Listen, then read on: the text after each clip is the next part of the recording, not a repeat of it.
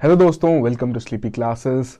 तो आज के प्रीमिक्स में हम 5 क्वेश्चंस यहां पर सॉल्व करेंगे। इकोनॉमी के 5 सवाल हैं, करंट अफेयर बेस्ड 5 क्वेश्चन देखने को मिलेंगे। चलिए शुरुआत करते हैं, बट उससे पहले एक छोटी सी पीस ऑफ इंफॉर्मेशन आप सभी के लिए कि संभव 2.0 प्रीलिम्स क्रैश कोर्स का लास्ट बैच लॉन्च कर दिया जा चुका है। एनवायरमेंट की लाइव क्लासेस वहां पर कंडक्ट की जा रही हैं, तो डेफिनेटली इस बैच की डिटेल्स आप चेकआउट कीजिए, इसका हिस्सा बनिए एंड अपनी यूपीएससी की प्रिपरेशन को और बेहतर बनाइए। चलिए आगे बढ़ते हैं, पहले क्वेश्चन के साथ बात करते हैं। Payment infrastructure development fund scheme से रिलेटेड कुछ स्टेटमेंट्स यहां पर आपको दी गई हैं। इनकरेक्ट स्टेटमेंट को आपको यहां पर पॉइंट आउट करना है। तो 4 स्टेटमेंट्स क्या कह रही है। पहले में कह रहे हैं कि मेन फोकस है स्कीम का कि इंक्रीज की जा सके the number of payment acceptance devices in the country. Second कह रहे हैं कि जो आपके व्यक्ति एलिजिबल हैं under the PM Vishwakarma scheme वो भी यहां पर इंक्लूड किए गए हैं as beneficiaries under the scheme. Third में कह रहे हैं कंप्लीटली फंडिंग इसकी आरबीआई द्वारा यहां पर की जा रही है। एंड फोर्थ स्टेटमेंट में कह रहे हैं कि आरबीआई ने इस स्कीम को एक्सटेंड किया है टिल दिसंबर 2025। थोड़ा सोचिए, करेक्ट ऑप्शन यहां पर मार्क कीजिए।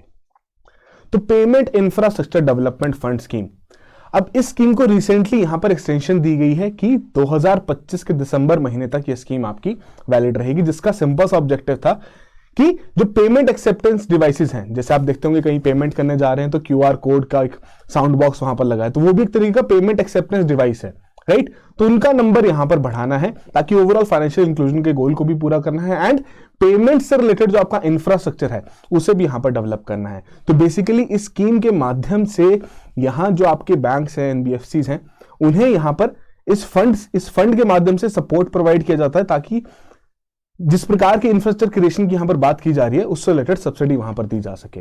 बट ये स्कीम कंप्लीटली आरबीआई द्वारा फंडेड नहीं है। इसमें आरबीआई के साथ साथ जो आपके कार्ड नेटवर्क्स हैं, जैसे वीजा हो गया, मास्टर कार्ड हो गया, रुपए हो गया, उनके द्वारा भी इस स्कीम के फंड में कंट्रीब्यूशन की जा रही है, राइट। तो सी ऑप्शन यहां पर हमारी फिर करेक्ट ऑप्शन बनती है और उसी के हिसाब से आपको बेसिक से पॉइंट्स यहां पर दे दिए गए हैं।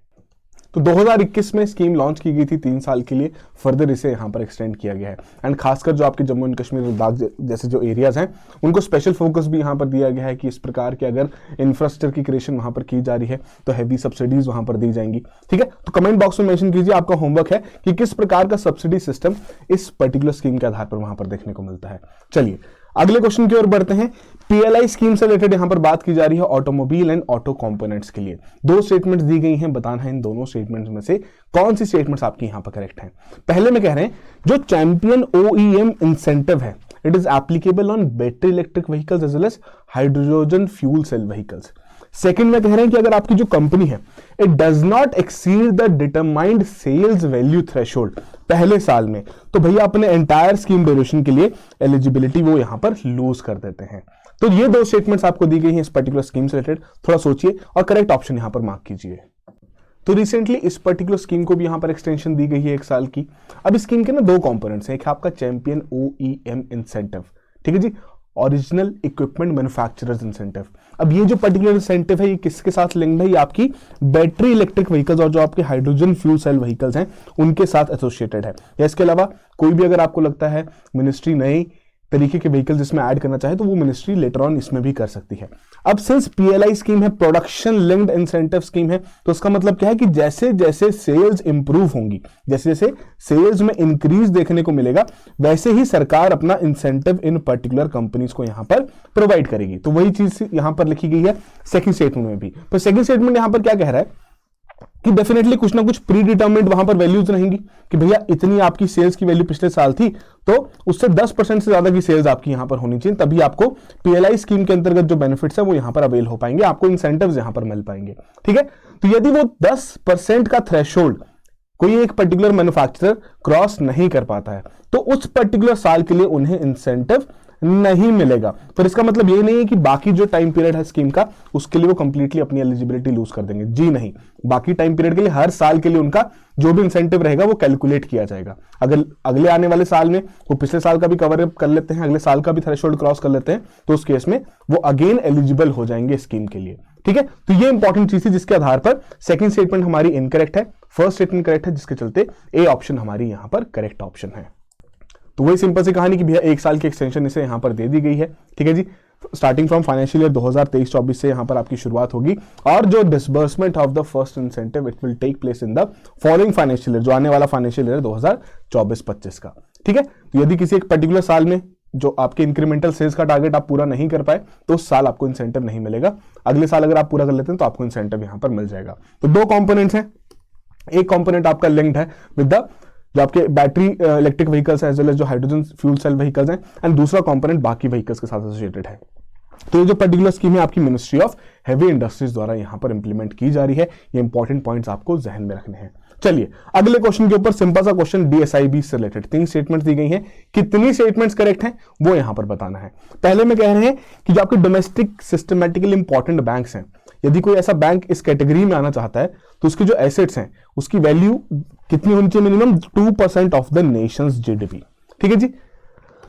सेकंड में कह रहे हैं ऑल बैंक्स जो भी आपकी डीएसआईबी लिस्ट में, they are required to maintain additional 1% of the equity tier 1 as a percentage of RWS risk weighted assets.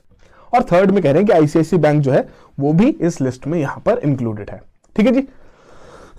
माफी चाहूंगा। तो 3 स्टेटमेंट यहां पर आपको दी गई, थोड़ा सोचिए, करेक्ट ऑप्शन मार्क कीजिए कितनी स्टेटमेंट्स यहां पर करेक्ट है। तो पहली स्टेटमेंट तो बिल्कुल करेक्टली यहां पर क्राइटेरिया जस्टिफाई कर रही है कि at least 2% of the nation GDP तक के एसेट्स बैंक के होने चाहिए, तभी उसे as a domestic systematically important bank यहां पर कहा जाएगा, या फिर जिन्हें हम कहते हैं इनफॉर्मल टर्म्स में टू बिग टू फेल, कितने बड़े बैंक्स हैं कि वो फेल नहीं हो सकते, और अगर फेल हो जाएं तो कंप्लीट बैंकिंग सिस्टम जो है किसी भी इकोनॉमी का वो यहां पर कोलैप्स कर जाएगा, ठीक है जी। सेकंड में यहां पर कहा जा रहा है कि जितने भी बैंक्स आपके इस लिस्ट में इंक्लूड किए जाएंगे सभी को यहां पर मेंटेन करना है additional 1% of the equity tier 1 capital as a percentage of RWS. तो जब हम कैपिटल एडिक्वेसी रेशियो के बारे में बात करते हैं तो वहां पर हम क्या कहते हैं कि बैंक का एक टियर 1 कैपिटल है, एक टियर 2 कैपिटल है, तो कुछ ना कुछ बैंक को इस प्रकार का कैपिटल यहां पर मेंटेन करना है जो कि परसेंटेज रहेगी उनकी रिस्क वेटेड एसेट्स की, ठीक है। तो रिस्क वेटेड एसेट्स की जब हम कैलकुलेशन करते हैं तो क्या कहते हैं सिंपली कि भैया अगर कोई बैंक है वो वहां पर लोन्स एक्सटेंड कर रहा है, ठीक है, तो बैंक के लिए वो पर्टिकुलर लोन्स क्या हैं, एसेट्स हैं, तो भैया जब उनके द्वारा वो लोन्स एक्सटेंड किए जा रहे हैं तो कुछ ना कुछ उसके साथ रिस्क एसोसिएटेड है कि शायद ये पैसा वापस ना आए। तो इस रिस्क की कंप्यूटेशन करते हुए फाइनल एसेट्स की वैल्यू निकालो और उसका एक particular portion in the form of capital वहां पर मेंटेन करना है, ठीक है।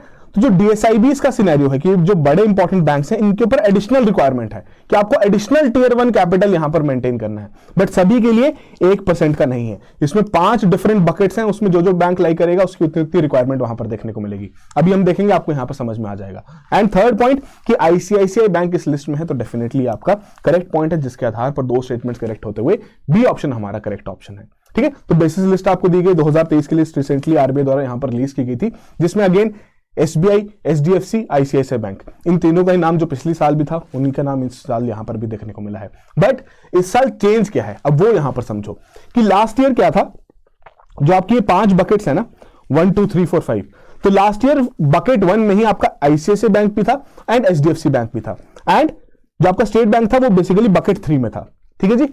अब जैसे जैसे बकेट आपकी इंक्रीज करती जा रही है टिल 5, तो वैसे वैसे जो रिक्वायरमेंट है एडिशनल लिक्विडिटी टियर 1 मेंटेन करने की वो यहां पर इंक्रीज होती जा रही है, ठीक है। तो अब सिंस एचडीएफसी ने यहां पर जंप किया टुवर्ड्स द सेकंड बकेट, तो उनकी रिक्वायरमेंट यहां पर बढ़ चुकी है। पहले उन्हें 0.2% यहां पर मेंटेन करना था एडिशनल, अब उन्हें यहां पर 0.4% एडिशनल मेंटेन करना है। सिमिलरली द केस कि पहले एसबीआई को 0.6% यहां पर मेंटेन करना था, बट अब उन्हें यहां पर 0.8% मेंटेन करना है, ठीक है जी। बट ये जो पर्टिकुलर एडिशनल जो सरचार्ज यहां पर एक तरीके का जो मेंटेन करना है, एडिशनल रिक्वायरमेंट जो यहां पर रखी गई है, ये एप्लीकेबल रहेगी फ्रॉम अप्रैल 1, 2025। तब तक इन्हें जो पुराने इनके जो बकेट्स थी उसी के हिसाब से अपने रिक्वायरमेंट्स को यहां पर मेंटेन करके रखना है। तो डीएसआईबीज बहुत बार डिस्कस हुए हैं, आप एक बार इससे गो थ्रू कर सकते हैं, ठीक है। कैपिटल कंजर्वेशन बफर भी इनके द्वारा यहां पर मेंटेन किया जाता है कि भी अच्छा खासा कैपिटल थोड़ा बहुत मेंटेन करो, ताकि during the time of losses या जब इकोनॉमी को जरूरत है दोबारा से आपकी तरफ से उधार देने की, तब आप उस समय पे इस कंजर्वेशन बफर को यूज कर सकें। चलिए, सिंपल क्वेश्चन था, आई होप आपने करेक्टली मार्क किया हो। अगले क्वेश्चन की ओर बढ़ते हैं, एवरग्रीनिंग ऑफ लोन्स। जरूर आपने इस टर्म के बारे में नाम सुना होगा। तो फर्स्ट स्टेटमेंट में कह रहे हैं कि एवरग्रीनिंग ऑफ लोन्स इंक्लूड करता है extending maturity date of an existing loan, की एग्जिस्टिंग लोन की मैच्योरिटी डेट एक्सटेंड की जा रही है ताकि बोरोअर के पास थोड़ा और समय यहां पर रहे ताकि वो अपना उधार पूरा कर सके।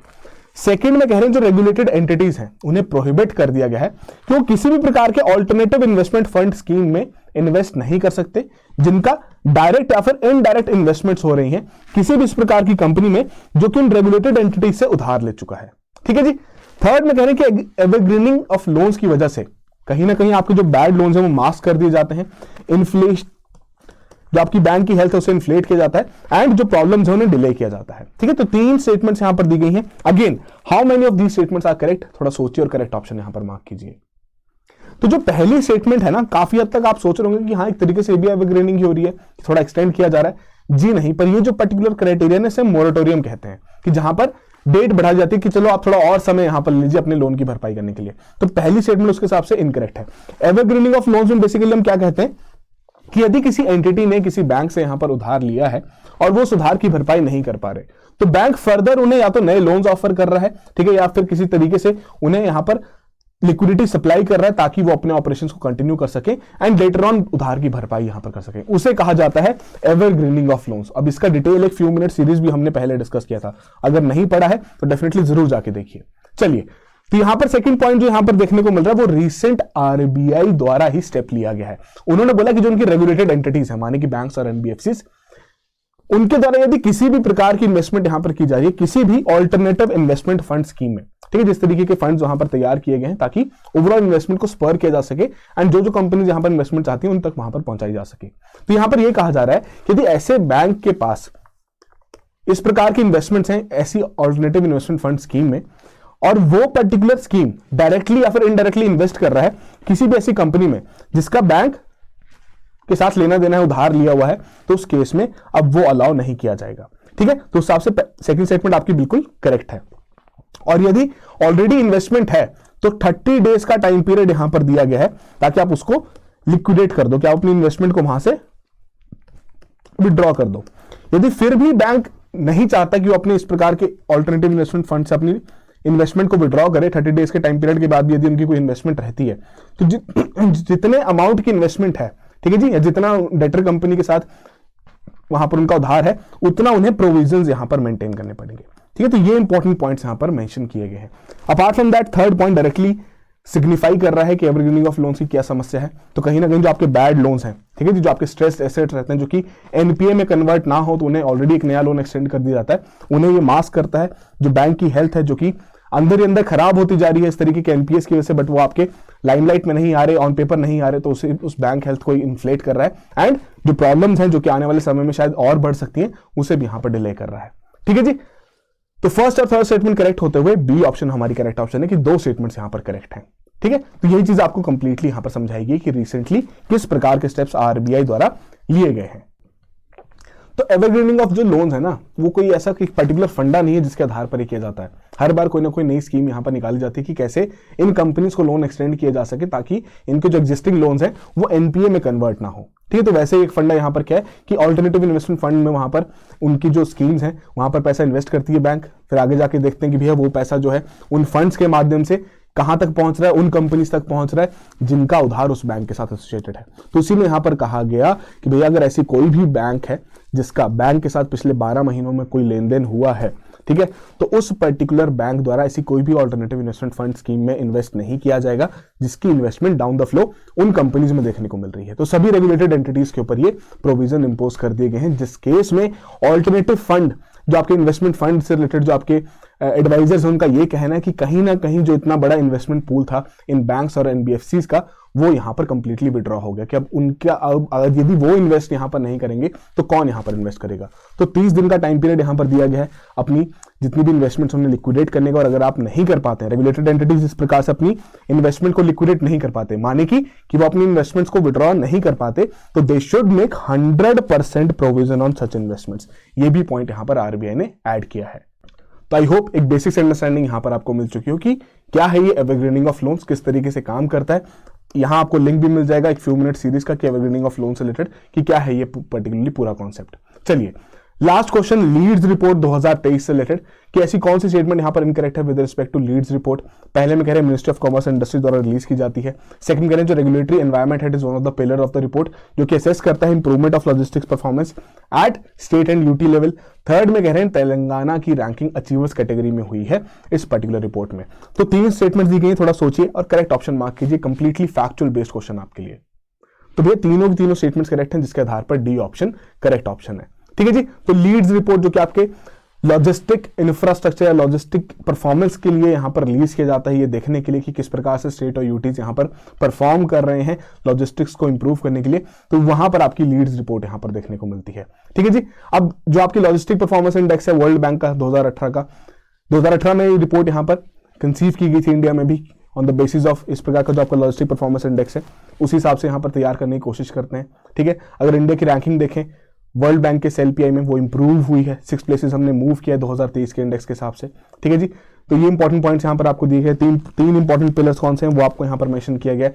हाईएस्ट इंप्रूवमेंट जो यहां पर देखने को मिली सभी स्टेट और यूटीज में, वो थी आपकी रेगुलेटरी पिलर में, कि रेगुलेटरी पिलर में हमने इंप्रूवमेंट देखी कि यहां पर रेगुलेशंस वैसे इंपोज की जा रही हैं या वैसी रेगुलेशंस इंट्रोड्यूस की जा रही हैं जो कि लॉजिस्टिक्स को फेवर कर रही हैं और अच्छे तरीके से यहां पर हमारा लॉजिस्टिक सेक्टर इंप्रूव होता हुआ देखने को मिल रहा है।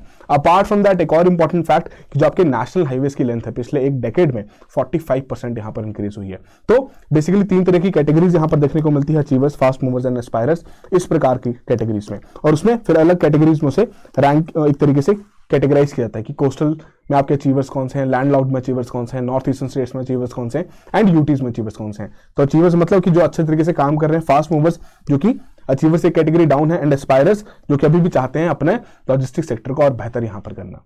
राइट। चलिए, तो आई होप एक पूरी कहानी यहां पर आपको समझ में आ गई हो इन 5 क्वेश्चन से रिलेटेड।